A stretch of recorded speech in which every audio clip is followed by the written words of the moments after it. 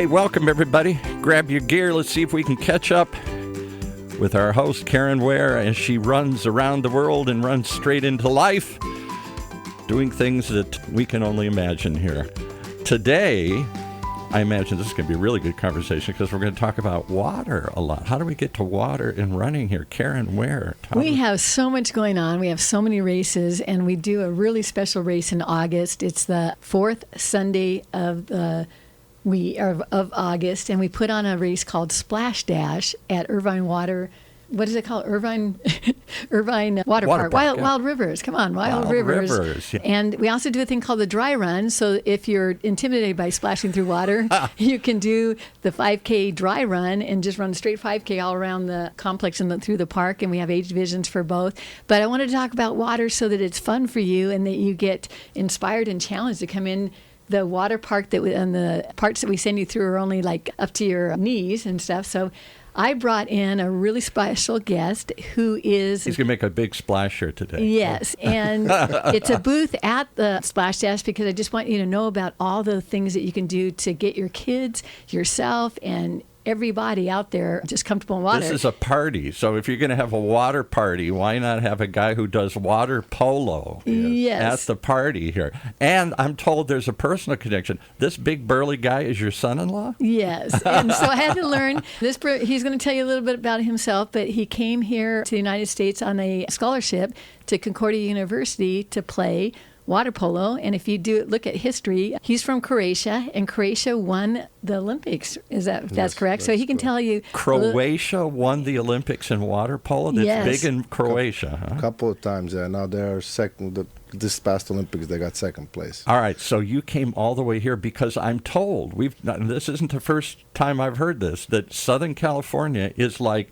the Mecca. It's like one of the centers of water polo competition. UCI, Concordia, all the way up to Stanford and other places. I've heard people actually move their families here because they want to compete in water polo. Their kids want to compete in water polo at high level. Is that true? That is absolutely correct, yes. Especially in Southern California, between all of the colleges, not just in Irvine, where there's two great teams between Concordia and UCI, like you mentioned.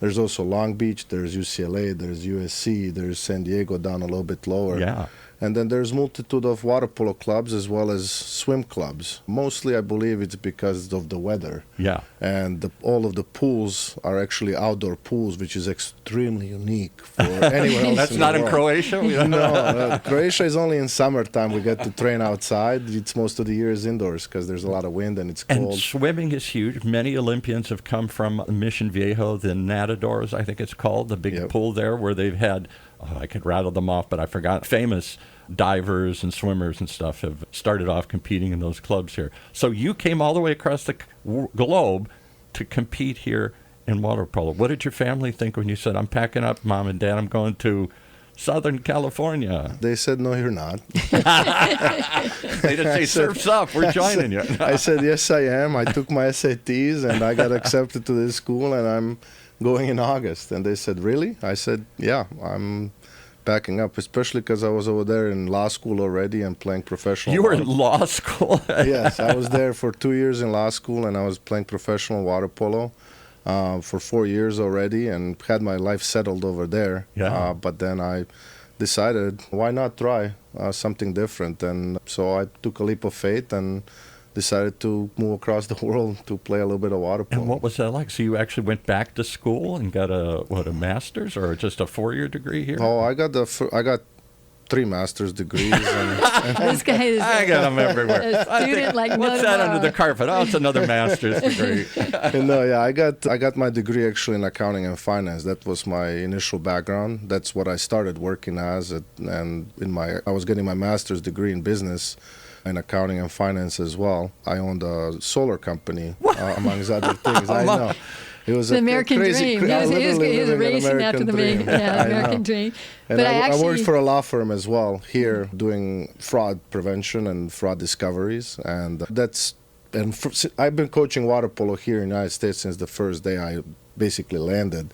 because one of my Croatian coaches. Hey, brother, anybody need water polo help at the airport? No, it was actually one of my coaches from Croatia. His brother owned a water polo club here in the United States. My goodness. So he hired me right away off the bat, Peter Asik.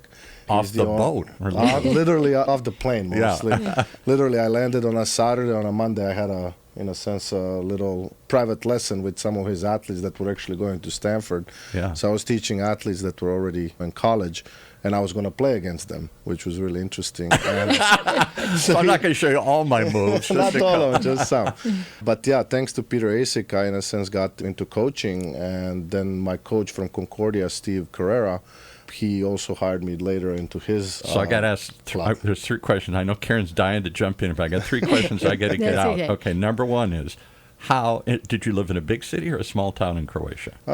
Medium. 200,000 people. Okay, so it wasn't like Split. A tiny village or something. No, it was a big city. It was called Split. Beautiful it's right in the town. middle of Split, coast. yeah. I've actually heard of Split. It's middle of the coast, yeah. Great food. Okay, now, that's like what, the Dalmatia coast or something? Correct, yes. Okay. It's in the middle of Dalmatia coast. All right. Did you have a Dalmatian? No, probably No, no. All right, anyway, because it was close to the water, how did you get into water polo? I was a swimmer from age 5 to age 12. And then my dad asked me, do you want to try water polo? I said, sure.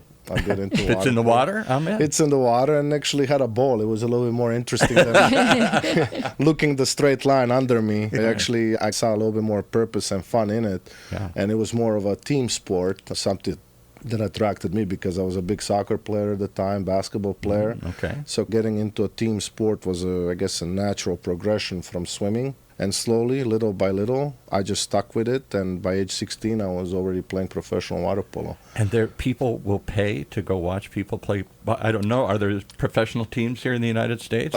There's no professional team currently, but they're in process of creating like a national league. So it's slowly in progress because water polo is slowly starting to spread across United States. In many states, it's starting to become a high school sport as well. Yeah, I know. In high school out here, it's a huge sport. It's huge, correct, because every school here has a pool. And kids have pools at home maybe or something, particularly in places like Orange County. And there's a lot more. So they're becoming CIF type of sport where it actually gets accepted and kids compete and they can get into the next step, which is going to college. So more and more colleges also are starting to get water polo. So I want to brag on Duje and give him his name right now, and it's Duje. Duje. Yeah, and it's spelled D-U-J-E, which looks like Duge or like the John Wayne Duke. I've been called worse. Yeah. Duje operates a club team here in Orange County called Patriot Aquatics, also Patriot Swim Club, and he teaches people how to swim, but he also has brought these kids to be junior Olympians very consistently. Wow. Very consistently, and he's a personality because he has an accent and he has a personality. And he's certainly got a cool haircut. And he was saying that, hey, you asked if, hey, don't whisper into the mic when you're on this talk show. And he goes, oh, I have no problem with that. I'm Croatian. I yell at the teams on the sidelines here. And I think Paul mentioned when we were getting ready for this podcast, he goes, I don't know anything about water polo. Guess what? Neither do I.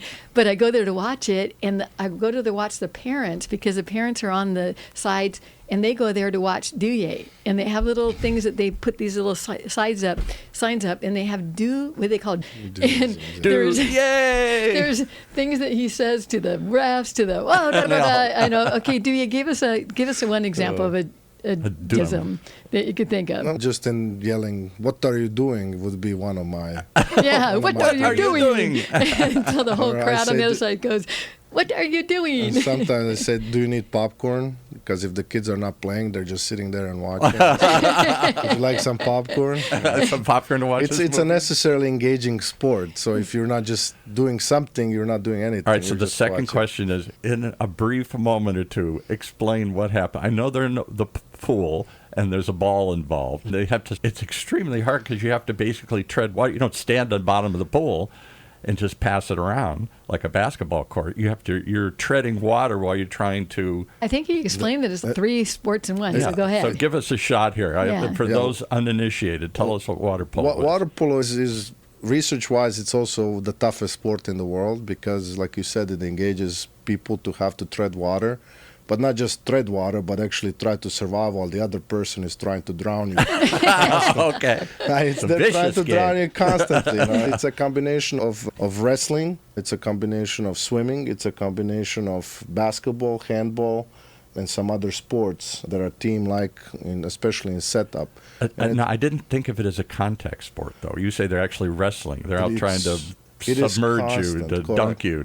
Correct. It's a constant contact, depending on position you're in, especially center and guard positions, which are like a roller derby in water. Roller derby, there's a lot of movement, and there's part of that while you go from one side to another of the pool. Even in that, there is contact because it's called cutoffs and certain other ways that you can try to create advantage. It must be exhausting, though. I've got to be a really powerful swimmer because you got to keep above the water. Usually, I have to use my hands and my feet to keep above the water, but then I can't pass the ball. Yeah.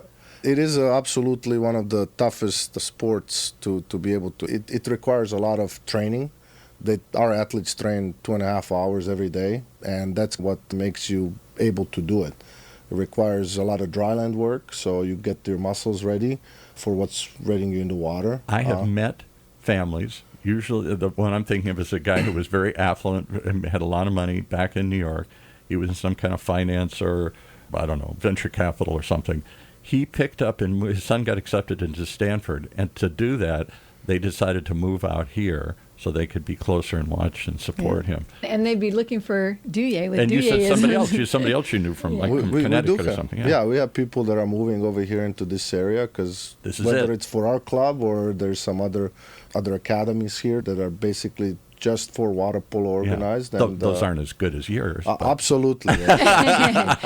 Our club is one of the youngest clubs, but we are becoming extremely competitive. And our athletes, in just 7 short years that I've been at the helm of it, we have developed a multitude of national championships and national champions for youth. And I also coach at high school, at Beckman High School, which is basically in Irvine, Correct, in Irvine. Yeah. So those programs are also advancing from lower divisions to open and Division I teams as well, which I think obviously when there's success, there's always going to be people that will want to become part of the success and see how and what we do. Hopefully we can help out their kids. So the point of your appearance, not just a proud mother-in-law showing off her son-in-law who's made this entrepreneurial journey across the world to do this. It's the question I ask Caren all the time. How do you make a living off of your passion? You love water polo. She loves running. How do you turn that into a business? How do you keep yourself above water and your family? It's not easy. It takes the same fortitude that it takes to become an athlete and stay an athlete. It does. We probably train 10 hours a day making these businesses work. So I'm going to let him answer that for you. Okay. Well, it's a challenge, definitely, mostly because there's a lot of competition around. There's a lot of water polo that are very established clubs around. So when I started, I actually did 3 jobs just so I can, in a sense, keep my head above water to be able to build this program, because we started with only 7 kids and then a little bit of marketing. And how many kids on a team? I don't know. When you're out in the field or whatever you call it in the pool? So there's usually between 12 to 15 kids. You can put 18 on the roster, but usually about 15 kids that actively are engaged. Well, you need to ask him, how many kids now do you have in Patriot Aquatics? Well, it took a couple of years, definitely, to turn this, like you say, passion into something more livable and usable. So I went from 3 jobs to 2 jobs, and then ultimately to just one job. Just coaching water polo, because it ultimately became overbearing, I'm going to say. And at this point, we went from 7 athletes to 170 in water polo. What? Yes. Yeah. What? Yeah. And a little bit over 100 swimmers, because we also have, when I started first, there was no Patriot Swim Club. Right. It was just a part of aquatics, and now Patriot Swim Club is actually a competitive swim team as well that competes on a USA water polo level, a USA swimming level, and competes with all of these teams that you mentioned, Matadors, Nova. And they are starting to produce some really fast swimmers that I hope will someday. So, Caren, was your daughter? Yeah, we've never talked about your daughter and son, right? Yes, and which they have a propensity to not do what their parents do. I was going to say, yeah. So my daughter, if your parents do it, I don't want to admit it, but she loves to run and she's beautiful at it because her body's built for it. But she was a dancer, singer, an incredibly gifted singer that actually got accepted at Juilliard and those kind of places, but can sing 5 octaves and loves stage. And she says, Celine Dion sings yeah, 5 she said, it's a octaves, sport, Mom. And she said, when people try to act, it's painful. Yeah. But when they naturally do parts and all that stuff. So she actually treats her hobby as a sport also. And so interesting that it is. It I think approaches it the same way. I think because I'm billing today Where in the World Adventures, it's a little side thing that I'm encouraging people to come out and try some of these adventures I've tried around the world. Yeah. Because I took my kids through that, and a lot of them, Duje was saying that my daughter was the one person he came across that understood universally the world and cultures and different cultures and could easily assimilate. And knew where Croatia was, probably. Yeah. Or if she didn't, she definitely she definitely wanted to jump on the chance to go check it out. It's full of waterfalls and beachfront. It's actually, in all honesty, it's the better Italy. If people didn't even know, it's the best kept secret. I've heard people say that. You had the Dalmatian coast and all the way along. It's supposed to be real rocky and spectacular. So you can answer that, Duje, and talk about my daughter. What was the attraction there? Well, your daughter played a huge role in me being able to pursue my dream, because to be able to do something like we do is necessary to have somebody who supports you. Absolutely. Day in and day out, and somebody who understands what it means to sometimes not be able to be at home, but to be able to work and provide and do all of those things. And I think and when it's not going good, to not say, all right, time to give up, go get a real job here. Correct, yeah. And she is a straight shooter. She is a more conservative type of person than I am. I'm more of a risk taker. But she think I'm getting on a plane and going to go do water polo. You're giving up your law career? Yeah, what the hell? But she understood that part, I think, and she understands that I support her as well. So I think it's a reciprocal type of support where. So isn't it like sailboats have ballast in it? Mm-hmm. So I really watch them in a very healthy way. They have good ballast. Sometimes. Oh, wow. Good ballast means that one until in the wind, one's pulling the other one. So they, do you want some popcorn, or are you participating? Yeah, so they don't flip over. So I want Duje to tell about his culture exchange program, because that is super exciting. Yeah. When I took on interns with my business, one of them came up with a thing to take a sport and then take them to another country and let them interact with people their age in that sport and have a culture experience. And so like my Where in the World Adventures.com, go check it out. I'm trying to encourage you to jump on the opportunities that I have had to go places. He's taking, this summer, I think I heard 50 youth, and tell us about it. He doesn't go anywhere with just 50. He's got to have 150 here. No, but this is something that has given us opportunity to show people where us coaches come from, as well as the level of water polo that's over there, in addition to showing them the beauty of Croatia, because we're going to take this year, it's going to be the biggest group I've taken so far. It's going to be a little bit over 60 people between parents and kids as well. And the purpose of the trip, obviously, for kids as well is water polo, because they train a lot, but also we go and see all the national parks in the Dalmatia region. We go to the islands that are right off the coast over there. We got to train with all of the local teams. They get to try the local food, and they are trained by some of the best water polo players in the world. Who knew? I'm always amazed at countries, particularly countries I don't come across that often, Croatia being one of them.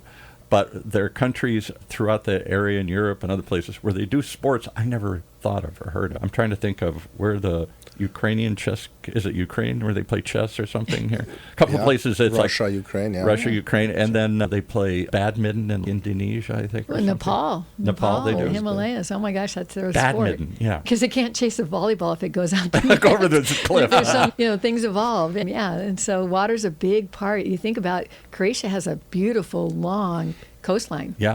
Yeah, so Eastern Europe is very big on sports, mostly, but one that's pushed a lot is soccer, or football, as we like to call it. Yeah. But that's what everybody knows about, is the soccer, because it's the biggest. Wrestling, I know wrestling in some of the areas or something. Croatians have, so even my city, Split, has the most Olympic winners as well as Olympic medal winners than any city in the world for the population. Yes. Wow.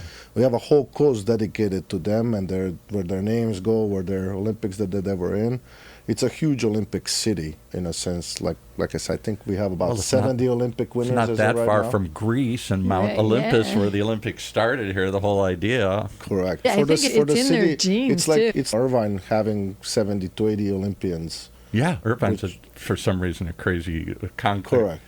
combination. It's that type of setting. So is there some similarity between, is there a little plan in this, Caren, today? Here we're talking about a splash dash and water. I just want you to get excited about being in the water and learning to swim, or even if you don't swim, what we do on the splash dash is you're going to have a hard time drowning in 2 feet of water. And it's fun because when you go into the wild river, in wild rivers, and run through it on the tail end of your 5K and splashing through it, it's like a conveyor belt because you're going against their little current. And so if you push it real hard, then it's like putting the elevation up on a conveyor, on a treadmill. And if you just back it off, okay, my heart rate goes down and I could just play. I would think it would be disruptive in the sense that I'd start playing. Everybody starts splashing each other and jumping up and down like kids in a puddle. Yeah, we kind of allow you to do that. And we have a kids splash dash that they get to splash into the pool and turn around and come back. And I really appreciate Wild Rivers and their support to the healthy community out there and allowing this because it's hot in the summer. Yeah, perfect. And this is a cool way to do a healthy thing. On a hot day. So third Sunday, what is the date of the third Sunday? Look it up. Third Sunday in August. Look it up. Let's look while you're talking here. I can look it up. I think it's August, Wada Wada. And we make it really cool because everyone gets finisher medals and they have a choice between a shirt That would be the 7th. Is it a Saturday or Sunday? It's a Sunday. Sunday. That'd be the 17th. No, the next one. 24th? 4th, yeah. The 24th of That's August. The 4th. Yeah, the 4th, I'm sorry, the 4th weekend in August. And just look it up in Caren. And I think I wear that on my sleeve. But Caren. You wear everything on your sleeve. Yes. You wear your life on your sleeve, your heart on your sleeve. Caren with the C, so the word Caren it.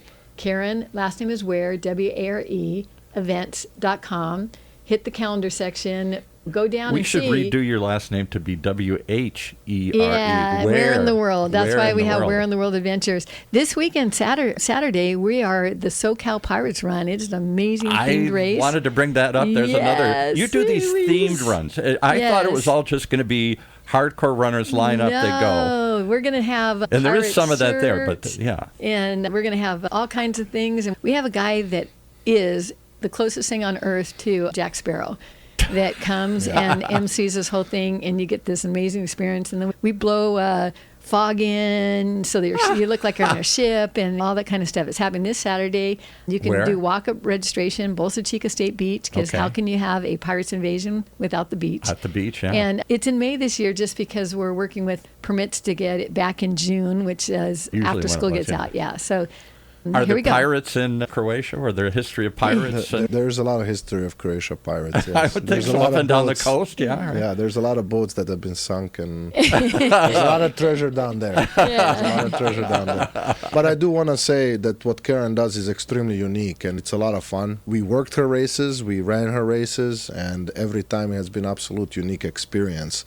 And Splash Dash is one that we are in as well, and I highly suggest that anybody that likes running, that likes water, correct? Combine the two, and it's truly amazing experience overall. We had a blast last year. A lot of our members went, and they had absolute tremendous, fun. So he's getting choked up just thinking about it. So, Duje, give us a plug. Tell people where they need to go to check out if they have kids that need to learn to swim. They want to learn about water polo. I don't think they have to learn about it. I'm telling you, parents in Orange County are into water polo. I didn't know that when I moved here, and so many of my friends, they say, "What's your son doing?" Or is it guys and girls or just guys? It's boys and girls. Okay. Because most of them are guys, I've seen, for some reason, that do water polo. Every time I mention water polo in Orange County. And we have girls as well. Our girls program is really big. We actually have 14 girls that are in an Olympic development program right now. Wow. Hopefully making it to national team, which is going to be one of the biggest ever in sport probably. But if your kids are interested to try in water polo, you can go onto our website, patriotaquatics.org. Patriotaquatics.org. Or patriotswimclub.org if they're interested in competitive swimming.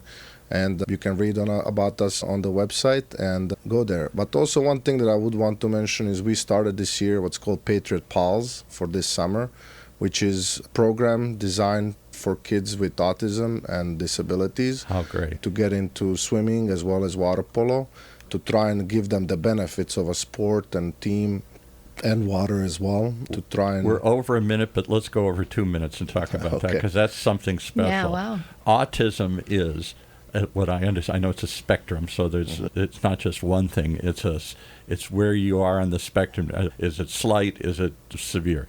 But that being said, it seems to be, and correct me if I'm wrong, everybody's going to write in and say that's not it. But we've had people on talk about it. It's the inability to process sensations, to inability to too much data, light, sound, everything coming in, it overwhelms them. That's why they shut down, or they can't, too much stimulation coming at them at once. And yet, we've had people talk about the Shea Riding Center down in San Juan Capistrano having blind kids go on a horse or kids with autism go on a horse. Something calming, I would think, about water. Correct. That they doesn't frighten or overwhelm them. That is correct, yeah. So again, depending on where on the spectrum you are, the more of it. Some kids have tendency to be against water. Right. That can be, but a lot of kids have shown that it helps out. We have kids. It's a calming, soothing feeling. Correct, somehow, yeah. And then some that are in fear of contact, it helps even create more contact within the water. Because anything touching, feeling, everything, it's just so over-amplified and overwhelming to them. Any sight, any sound, any noise, any touch can just frighten you. Yeah. And we have a great person, Sarah Wasner, who is one of our coaches. She's been into this and she's been studying this, and she has had a great program put up together to help these kids get acclimated to the water and the surroundings. This is exciting. Have you ever worked with Easter Seals? Has a big program in autism. I have not, no. Put you in touch because one of our show hosts has an autistic son. Please, yeah. And they do amazing work, and they're trying to pioneer something using VR headsets to desensitize people or make them more comfortable. Rather than taking them out into the world and having them freak out and be frightened, simulated world can help them make that transition. Thank you, Duje, for adding that to your program, and so that everyone in all spectrums go. So don't forget, you have a lot of things to do out there in the summer. You have no excuses. No excuses. It goes. I'll just end with this, because you both have more than a passion for what you do. You have a passion for giving back to people. I think that shows in Caren. Certainly supports people. The proceeds that she makes, she donates part of it and supports people around the world that she runs into. Sherpas and other people, and I'll say, and they need help. Great, we'll stand behind you and support you. Sounds like your son-in-law is doing the same thing. Yeah.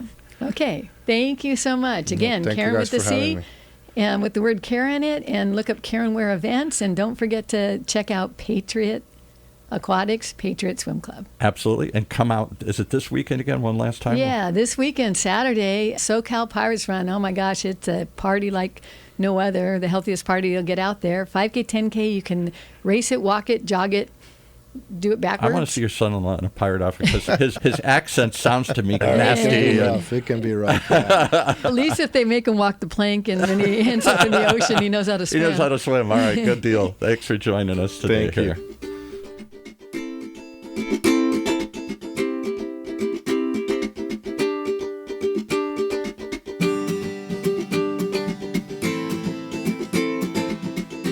There you have it. One more reason to tune in and follow along as we run into life right here in Orange County's only community radio station, OCTalkRadio.